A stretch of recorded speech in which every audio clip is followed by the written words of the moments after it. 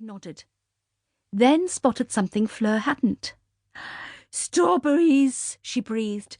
"There must be hundreds of them."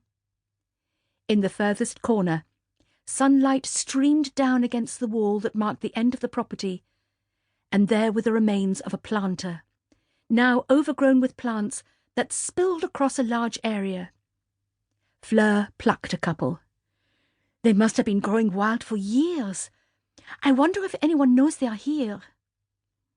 "No one knows any of this is here," Colette said. "Mère and Papa don't even know there is anything behind the rhododendron garden." They picked handfuls of strawberries and sat on the ground to feast. The long summer had ripened the fruit to perfection, and the girls devoured them enthusiastically. The ground was a mixture of pebbles, gravel, weeds, and the strawberry plants, which ran wild and tangled among twisted bean plants. After they had finished eating, they lay back and looked at the cloudless sky. "This is like in the book Edith read to us last year, The Secret Garden," Fleur said. "Do you remember it?" Colette wrinkled her nose. She was not very good at English, and consequently never very interested in what her English governess read. She had a vague recollection of the book, and was fairly sure the garden in that was larger and more impressive than a scrub of land that had been ignored for years. "Only a little." "Well, this can be our secret garden," Fleur said decisively. "Just for the two of us. We can come here whenever we want, and nobody will ever find us. Look, there's even somewhere to keep things. We could keep books, paper to draw or write on, bonbons." She crawled on her hands and knees to a cold frame that was still mainly intact and opened it.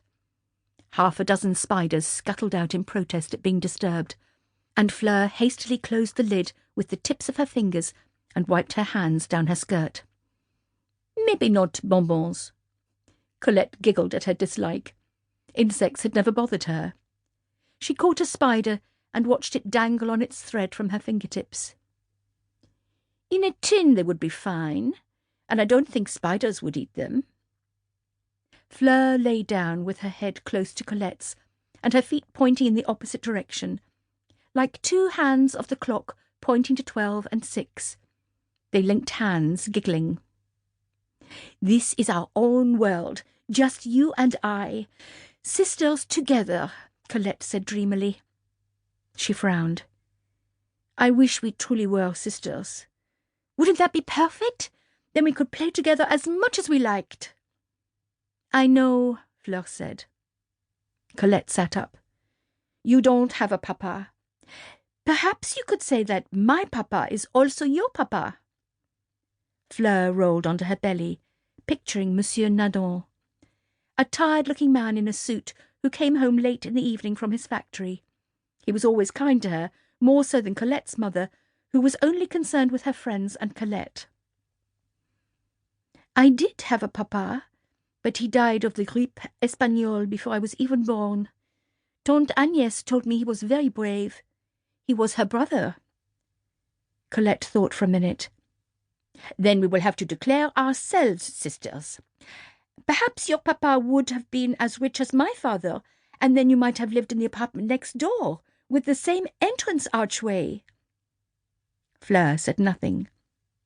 At 11 years old, she hadn't met many people as wealthy as Colette's father, certainly not any with a grand house and a housekeeper, Fleur's Tante Agnès.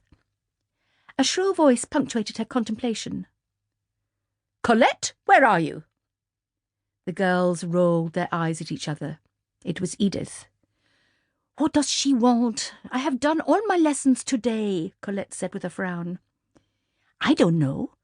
You'd better go and find out," Fleur answered. Colette lay back down and popped another strawberry into her mouth. "I'll just stay here until she goes away." "She won't go away, and if you don't go, then she might come through the rhododendrons and see the doorway. Then our secret would be discovered as soon as we have found it. You can't avoid going." Colette rolled over reluctantly. "You're right." "Colette, answer me at once." Edith's voice came again.